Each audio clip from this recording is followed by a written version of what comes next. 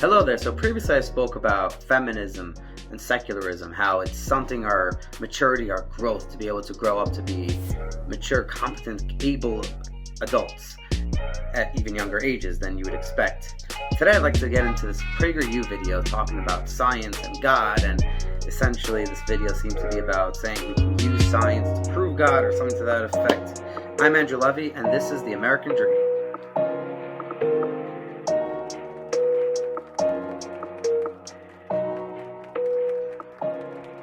So first, let's take a look at this clip here that they start off with this girl Maria and her story, what she's going through over here. Like many young people, Maria believed in God when she arrived in college. But while there, she repeatedly encountered professors who insisted that based on the science, God was a myth. No more real than Santa Claus. Maria didn't feel equipped to challenge her professors. She eventually left college with nagging doubts about her faith and wondered whether life, including her own life, might be nothing more than a cosmic accident.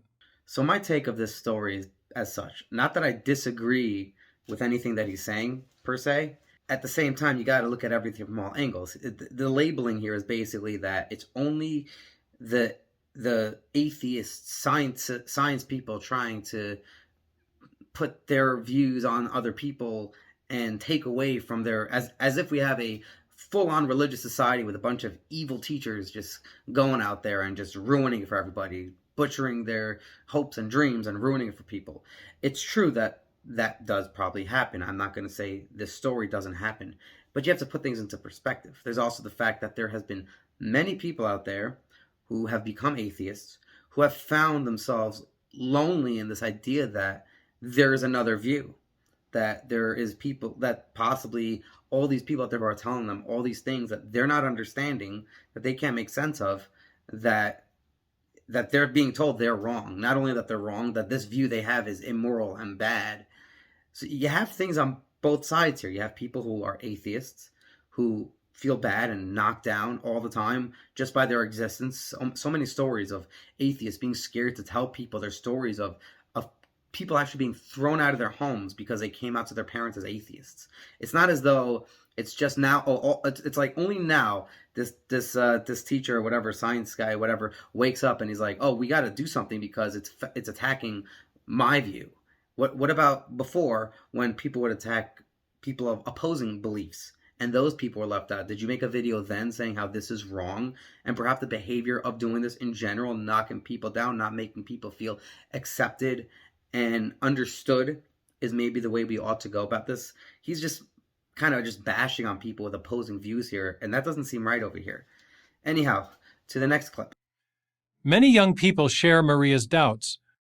Indeed, powerful voices in the academy tell us that science makes belief in God and human significance untenable.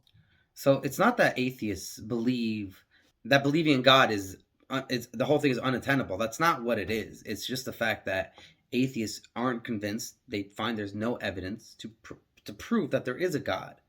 If there was proof that there's a God, there'd be something to talk about. There'd be something to believe here. But the fact is, there is no evidence for it. And their conclusion is the truth is what's right.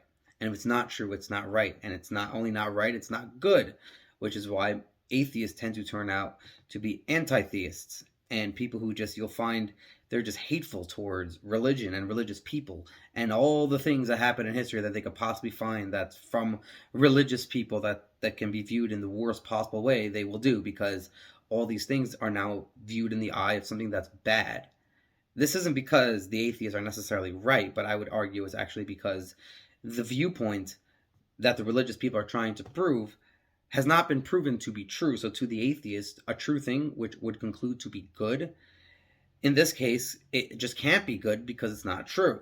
And that's what the atheists are concluding here. Or as Richard Dawkins, the famed atheist from Oxford, has asserted, the universe we observe has precisely the properties we should expect if there is, at bottom, no design, no purpose, nothing but blind, pitiless indifference. Yeah, what Richard Dawkins means over here is strictly that everything in the world is nature. It's all you can know.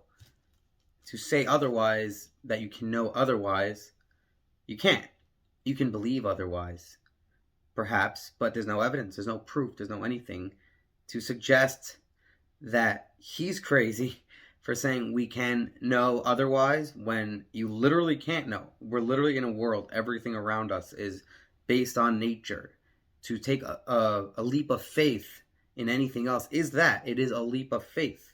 It is a belief. This is something I believe that people used to know, even in the religious world. It wasn't a question whether or not we can prove this with science and evidence. It was rather, we believe this to be true, we know this to be true, but not know to the extent like it's just something we agree upon. When they used to say, or when people still till today would say, we know this, it's that we agree that this has to be true. Not that there's the evidence there and we're going to be able to somehow through science prove it. There are people who have tried, but in my opinion, anyone who's ever tried proving there's a God through science, it doesn't work. You can't actually do that.